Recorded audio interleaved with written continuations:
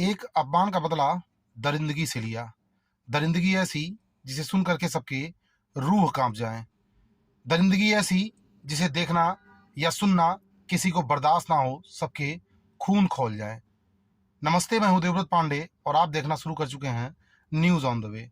दरअसल अयोध्या में एक चौकी पर दर्शन नगर, उस चौकी से लगभग 3 किलोमीटर की दूरी पे एक गांव है जो इस समय सुर्खियों में है। सोशल मीडिया से लेकर के नेशनल मीडिया तक इसी गांव का शोर चल रहा है। 30 जनवरी की रात लगभग 10 बजे कुछ हैवानों ने एक 22 वर्षीय मंद बुद्धि लड़की से ऐसी हैवानियत कर दी जिसे सुन करके सबका खून खौल उठ जा रहा है और सभी का यही मांग है कि जल्द से जल्द इन अपराधियों को फांसी हो। आइए बताता हूँ क्या है पूरी कहानी और उस रात उस लड़की के साथ क्या क्या हुआ। दरअसल 30 जनवरी की रात 22 वर्षीय एक लड़की अपने परिवार वालों को बताती है कि बगल में कथा का कार्यक्रम चल रहा है, मैं उस कथा से होकर के आती हूँ। लड़की बेहद सीधी सादी भोली भाली है, दिमाग का विकास उतना नहीं हुआ जितना होना चाहिए। घर वाले भी कहते हैं ठीक है बेटा जाओ सुन करके आओ, चूंकि वो बहुत ज़्यादा लाड प्यार से पाली गई लड़की थी और सभी का उस पर बहुत भरोसा था, क्योंकि आसपास के लोग भी उस बच्ची से बहुत प्रेम करते थे। उस बच्ची ने अपने भोलेपन से सबका दिल जीत लिया था। 30 जनवरी की रात वो अपने घर से कथा के लिए निकलती है, लेकिन अभी वो कथा स्थल तक पहुंच ही नहीं पाती है। रास्ते में 3 दरिंदों ने अपने हैवानियत का उसको शिकार बना लिया। बताया जा रहा है कि उन दरिंदों ने लड़की के सर पे डंडे, पहले तो लड़की को दबोच लिया, जाते वक्त घसीट करके खेत में ले गए। उसके बाद लड़की के साथ जोर जबरदस्ती करने लगे।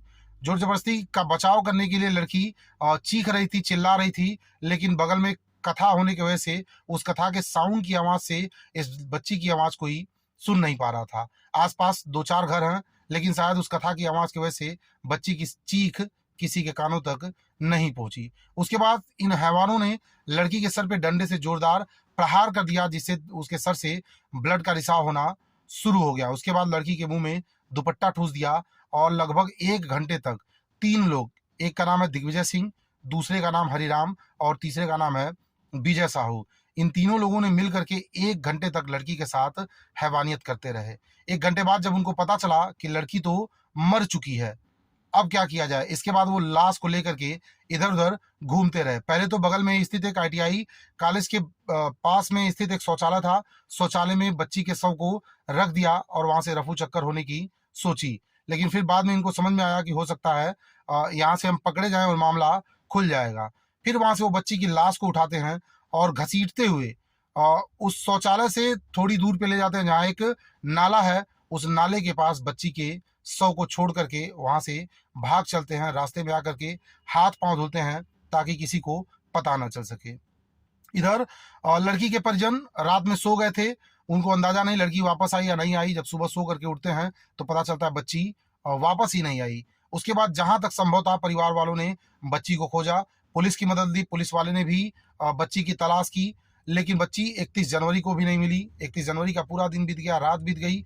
1 फरवरी को सुबह नाले के पास बच्ची की नग्न अवस्था में डेड बॉडी देखी गई। इसके बाद से परिजनों के होश उड़ गए। जो लोग भी वहां मौजूद थे सभी लोग सन्न रह गए उस बच्ची की दुर्दशा को देख करके। बच्ची की भाभी ने बताया कि ऐसा कोई जगह नहीं था जहां बच्ची को पीटा नहीं गया था, नोचा नहीं गया था। उसके हाथ पांव तोड़ दिए गए थे, उसकी आंखें नोच ली गई थी और संभवतः उसके प्राइवेट पार्ट में इन शराबियों ने शराब का बोतल भी डालने का प्रयास किया था। पुलिस मौके पर पहुंचती है, डेड बॉडी को अपने कब्जे में ले लेती है और जांच शुरू कर देती है। तो पता चलता है बगल के ITI कॉलेज पे ही दिग्विजय सिंह उर्फ बाबा चौकीदार का काम करता है। सबसे पहले पुलिस का प्राइम सस्पेक्ट वही बन जाता है। पुलिस उसको उठाती है, उसे पूछताछ करती है, लेकिन वो इधर उधर की बात कर रहा था, कुछ सटीक जवाब नहीं दे रहा था। इसके बाद वहां से थोड़ी दूर पे स्थित आशापुर में एक शराब की दुकान है, वहां के CCTV फुटेज को पुलिस खंगालती है तो देखती है दिग्विजय और उसका साथी हरिराम वहां से शराब की बोतल लेकर के आते हैं। और थोड़ी देर बाद उनका तीसरा साथी विजय, जब इन लोगों का शराब खत्म हो जाता है तो वो फिर पुनः वहां दारू भट्टी पे जाता है, वहां से शराब लेता है और फिर आकर के यहाँ दारू पीते हैं। इसके बाद से बच्ची जब धर्म कथा को सुनने जा रही थी तो वहां बच्ची को रोक करके जबरन उसके साथ हैवानियत करते हैं। ऐसा भी बताया जा रहा है कि बच्ची के भाई से दिग्विजय सिंह की कुछ महीने बवाल हुआ था और उसी बात को लेकर के इन्होंने अपना अपमान का बदला लिया इस तरह की करतूत करके। लेकिन हालांकि बच्ची के घर वालों का कहना है कि कोई इस तरह का विवाद नहीं हुआ था। 112 नंबर की पुलिस भी आई थी और मौके पे ही मामले को रफा दफा करवा दिया था। उसके बाद भी दिग्विजय सिंह उनके घर आता जाता रहता था, लेकिन न जाने उसके मन में ऐसा कौन सा क्रोध था, ऐसी कौन सी बदला लेने की खुन्नस थी, जो उसने उस मासूम बच्ची के साथ इस तरह की हैवानियत से बदला लिया।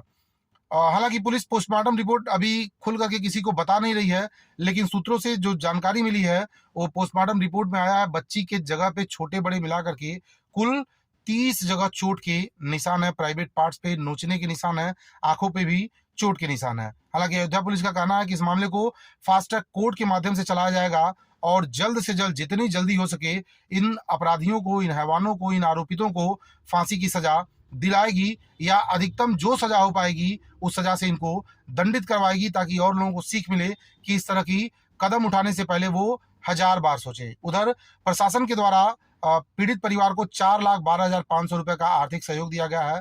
वहीं ये भी आश्वासन दिया गया है कि जितना संभव हो सकेगा वो मदद करेंगे और अपराधियों को सजा हो जाने के बाद फिर से पुनः 4,12,500 रुपए का मुआवजा बच्ची को दिया जाएगा, बच्ची के परिजनों को दिया जाएगा। इस तरह की कहानी को सुनाने का मकसद किसी को डराना, किसी को धमकाना नहीं है, बल्कि लोगों को जागरूक करना है, इस तरह के समाज में घटित हो रही घटनाओं को बचाना है।